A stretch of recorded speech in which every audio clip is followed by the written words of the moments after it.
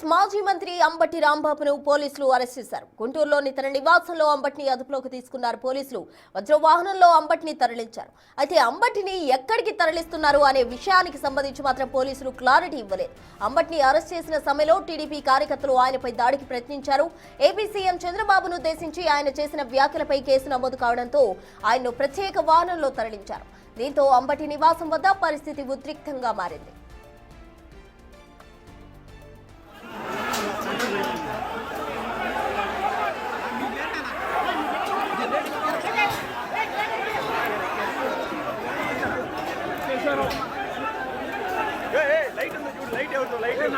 ఎవరితో లైట్ ఉంది అక్కడ అందులో చూడు, దాంట్లో లైట్ ఉంది అవుతూ దాంట్లో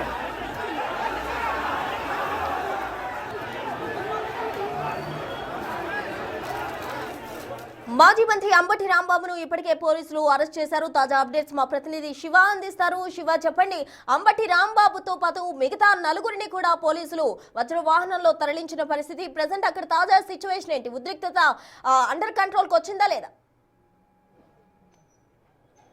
ప్రస్తుతం దాదాపుగా అంబటి రాంబాబు నివాసం వద్ద కూడా పోలీసులు పూర్తి స్థాయిలో పరిస్థితిని అదుపులో తీసుకొచ్చిన పరిస్థితి కనిపిస్తూ ఉంది. ప్రస్తుతం రాంబాబుతో పాటు మొత్తం నలుగురు నిందితులను ఎవరైతే ఉన్నారో వారందరినీ కూడా అరెస్ట్ చేసి వజ్ర వాహనంలో కూడా తరలించారు. ఇప్పటికే అంబటి రాంబాబు కార్యాలయంలో ఎవరున్నారో ఏమిటి అనే దానికి సంబంధించి కూడా పూర్తి స్థాయిలో పోలీసులు సోదాలు నిర్వహించిన పరిస్థితి కనిపిస్తూ ఉంది. ఇప్పటికే నాయకులు కార్యకర్తలు దాదాపుగా ఇక్కడి నుంచి వెళ్ళిపోయిన పరిస్థితి. మొత్తం ఈ ప్రాంతం అంతా కూడా చూసుకోవచ్చు, ఒకసారి పోలీసులతో మోహరించిపోయిన పరిస్థితి కనిపిస్తూ ఉంది. అయితే సాయంకాలం 5 గంటల నుంచి జరిగిన పరిణామాలు కావచ్చు, ఆ తర్వాత జరిగిన పరిణామాలకు సంబంధించి కావచ్చు, భారీ స్థాయిలో కూడా పోలీసులు మోహరించిన పరిస్థితి కనిపిస్తుంది. ఒకవైపు ఒక్కసారిగా ఈ ప్రాంతం అంతా కూడా తీవ్ర ఉద్రిక్తత వాతావరణం చోటు చేసుకోవటం, అలాగే రాంబాబు నివాసం వద్ద రాళ్ల వర్షం, కోడిగుడ్ల వర్షం, అలాగే ఆయన కార్యాలయానికి నిప్పుబెట్టే ప్రయత్నం, అలాగే ఆయన సతీమణి ఏపీ హైకోర్టులో హౌస్ మోషన్ పిటిషన్ దాఖలు చేసి ఇట్లా మొత్తం రకరకాల కారణాలతో ఈ ప్రాంతం అంతా కూడా కొంత ఉద్రిక్తత వాతావరణానికి కేంద్రమైన పరిస్థితి కనిపించింది. అంతిమంగా రాంబాబుతో పాటు మరొక నలుగురు నిందితుల్ని కూడా పోలీసులు అరెస్ట్ చేసి నల్లపాడు పోలీస్ స్టేషన్కి తరలించారు. అయితే మొత్తం అంబటి రాంబాబుపై కూడా ఈరోజు గుంటూరు జిల్లాతో పాటుగా రాష్ట్ర వ్యాప్తంగా కూడా అనేక చోట్ల ఆయనపై కూడా తెలుగుదేశం పార్టీ నేతలు కార్యకర్తలు కూడా ఫిర్యాదు చేసినట్లు తెలుస్తూ ఉంది. సో ఆ ఫిర్యాదులో భాగంగా ఎక్కడెక్కడ కేసులు నమోదు చేశారు ఏంటి అనే దానికి సంబంధించి కొంత క్లారిటీ వచ్చే కోసం మరొక వైపు ఇప్పటికే నల్లపాడు పోలీస్ స్టేషన్ పరిధిలో కూడా అంబటి రాంబాబుపై 2 కేసులు నమోదైనట్టు తెలుస్తూ ఉంది. సో ఆ 2 కేసుల్లో భాగంగానే కొద్దిసేపు క్రితం రాంబాబుని అరెస్ట్ చేశారు. అయితే రేపు ఉదయం అతన్ని న్యాయమూర్తి ఎదుట హాజరుపరిచి రిమాండ్కి తరలించే అవకాశం కనిపిస్తూ ఉంది. సో దాదాపుగా కనుచూపు మేరల్లో కూడా పరిస్థితి మొత్తం కూడా అదుపులోకి వచ్చిన పరిస్థితి కూడా మనం చూసుకోవచ్చు. మొత్తం ఎవరైతే నేతలు కార్యకర్తలు ఉన్నారో వారందరినీ కూడా పోలీసులు ఇక్కడి నుంచి తరలించే ప్రయత్నం దాదాపుగా చేశారు. మొత్తం అంటే దాదాపుగా యథాస్థితికి తీసుకొచ్చే ప్రయత్నం అయితే ప్రస్తుతం పోలీసులు చేస్తున్న పరిస్థితి కనిపిస్తూ ఉంది. అంబటి రాంబాబుపై 2 కేసులు నమోదవటం నేపథ్యంలో కూడా అంటే చంద్రబాబుపై చేసిన వ్యాఖ్యలకు సంబంధించి కూడా ఇటీవల కాలంలో మారిన బిఎన్ఎస్ యాక్ట్కు సంబంధించిన చట్టాలు కావచ్చు, లేకపోతే మిగిలిన అంశాలకు సంబంధించి కావచ్చు. సో ఈ నేపథ్యంలో ఆయనకు సంబంధించి కూడా ఖచ్చితంగా కూడా ఆయన రిమాండ్కి పంపించే అవకాశం, రిమాండ్కి సంబంధించితో పాటుగా మిగిలిన చోట్ల నమోదయ్యే కేసులకి సంబంధించి కూడా ఆయన ఖచ్చితంగా ఇబ్బంది పడే పరిస్థితి కూడా కనిపిస్తూ ఉంది. అయితే అంబటి రాంబాబు అరెస్ట్ చేసే సమయంలో వజ్ర వాహనంపై కొంతమంది టీడీపీ నేతలు కావచ్చు, కార్యకర్తలు కావచ్చు ఎక్కి ఆయనకు సంబంధించి అడ్డుకునే ప్రయత్నం చేశారు. ఒకవైపు అంబటి రాంబాబును ఆయన కార్యాలయం నుంచి వజ్ర వాహనంలో తీసుకొచ్చే సమయంలో పూర్తి స్థాయిలో పోలీసులు ఏదైతే వారి చేతికి సంబంధించి రక్షణ కవచంగా ఉండే వాటిని ఆయనకు చుట్టుముట్టి మొత్తం బ్లాక్కి సంబంధించిన కమాండ్స్ ఏర్పాటు చేసిన పరిస్థితి కూడా కనిపించింది. సో ఈ నేపథ్యంలో ఎక్కడ ఆయనకు సంబంధించి ఎటువంటి పరిణామాలు చోటు చేసుకోకుండా ఆయనపై ఈగా వాలనీయకుండా పోలీసులు అత్యంత పకడ్బందీగా కూడా ఆయన్ని వాహనం ఎక్కించారు. వాస్తవానికి టీడీపీ నేతలు కార్యకర్తలు అయితే మాత్రం ఆయనపై దాడి చేయాలని ప్రయత్నం చేసిన పరిస్థితి కూడా కనిపించింది. సో ప్రస్తుతం మనం చూసుకోవచ్చు, రాంబాబు కార్యాలయంలో పోలీసులు సోదాలు నిర్వహిస్తున్న పరిస్థితి కనిపిస్తూ ఉంది.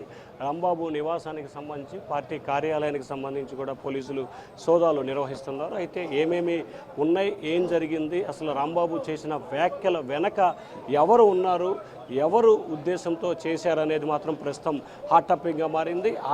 ఆయనే వ్యాఖ్యలు చేశారా, లేకపోతే ఆయన వెనక ఇంకా ఎవరైనా ఉన్నారా అనే దానికి సంబంధించి కూడా చూసుకోవాల్సిన పరిస్థితి కనిపిస్తూ ఉంది. సో అణువున పోలీస్ అధికారులు అయితే లోపల సోదాలు నిర్వహిస్తున్న పరిస్థితి కనిపిస్తూ ఉంది. సో ఆ సోదాలకి సంబంధించి కూడా లోపల ఎందుకంటే ఇందాక దగ్ధం అవ్వటం నిప్పు పెట్టిన పరిస్థితి కావచ్చు, ఆ తర్వాత జరిగిన పరిణామాలు కావచ్చు, లేకపోతే మిగిలిన విషయాలకు సంబంధించి కావచ్చు. సో ఓవరాల్గా జరిగిన పరిణామాలకు సంబంధించి కూడా పోలీసులు అయితే ఇప్పటికే విచారణని ప్రారంభించినట్లు స్పష్టంగా అర్థమవుతోంది. ఇంకొక వైపు అంబటి రాంబాబు సంబంధించి కూడా జరిగిన పరిణామాల వ్యవహారానికి సంబంధించి కూడా పూర్తి స్థాయిలో యథాస్థితిని తీసుకొచ్చే ప్రయత్నం కొనసాగుతూ ఉంది. సో మొత్తం మీద చూసుకుంటే అంబటి రాంబాబు వ్యవహారం ప్రస్తుతం అయితే హాట్ టాపిక్గా మారిన పరిస్థితి. సో అంబటి రాంబాబు చేసిన వ్యాఖ్యలు ఏ స్థాయి వివాదానికి దారి తీశాయో, సో ప్రస్తుతం ఆ వ్యాఖ్యలకి సంబంధించి మాత్రం ఖచ్చితంగా తగిన మూల్యం చెల్లించుకోక తప్పే పరిస్థితి లేదు. సో ఇప్పుడే పోలీసులకు సంబంధించి మొత్తం ఈ ప్రాంతాన్నంతా కూడా అంబటి రాంబాబుకు సంబంధించిన కార్యాలయాన్ని పూర్తి స్థాయిలో తమ ఆధీనంలోకి తీసుకుంటున్న పరిస్థితి కనిపిస్తూ ఉంది. ఇందాక రాంబాబుకి రక్షణ కవచంగా ఉన్న వాహటన్నిటిని కూడా లోపలికి తీసుకొస్తున్నారు. వైఎస్ఆర్సీపీకి సంబంధించిన కొంతమంది నేతలు లోపల దాదాపుగా 40-50 మందికి సంబంధించి లోపల ఉన్నారు. సో వారందరినీ పోలీసులు ప్రత్యేక వాహనంలో తీసుకొచ్చి అరెస్ట్ చేసే ప్రయత్నం జరుగుతుంది. మొత్తం వైఎస్ఆర్సీపీకి సంబంధించి కూడా లోపల వాహనాల్లో సంబంధించి అంబటి రాంబాబు కార్యాలయంలో ఆయనకి రక్షణగా 30 నుంచి 40 మందికి పైగా కూడా వాహనంలో ఉన్న పరిస్థితి. సో వారందరినీ కూడా పోలీసులు ప్రత్యేక వాహనంలో కూడా వీరందరినీ నల్లపాడు పోలీస్ స్టేషన్కి తరలిస్తున్నట్లు తెలుస్తూ ఉంది.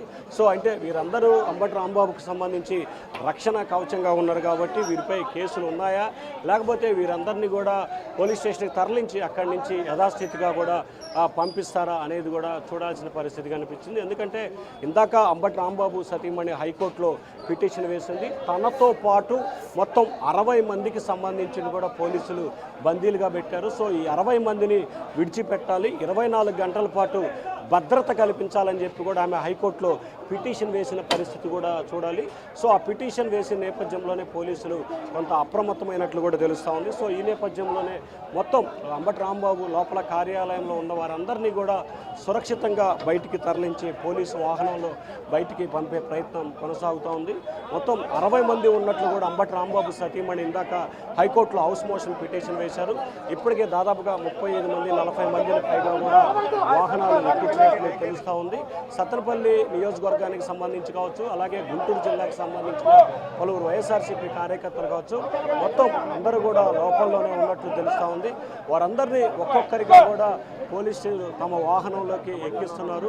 ఎవరు వీళ్ళంతా ఏంటి అనే దానికి సంబంధించి కూడా పూర్తి స్థాయిలో విచారణ కొనసాగుతూ ఉంది. సో మొత్తం మీద వీరంతా అంబటి రాంబాబుతో పాటు కేసులో నిందితుల, లేకపోతే సాయంకాలం నుంచి అంబటి రాంబాబుపై దాడి జరిగే అవకాశం ఉన్నది కాబట్టి వారందరికీ ఆయనకి అంబటి రాంబాబుకి వీళ్ళంతా కూడా రక్షణగా ఉన్నారా అనే దానికి సంబంధించి కూడా చర్చ కొనసాగుతుంది. దాదాపుగా 40 మందిగా కూడా వీరంతా కూడా ఉన్నారు వైఎస్ఆర్సీపీ నేతలు, కార్యకర్తలు. సో ఈ కార్యకర్తలు నేతలందరినీ కూడా వీళ్ళని ఇక్కడి నుంచి కూడా పంపించే ప్రయత్నం కొనసాగుతోంది.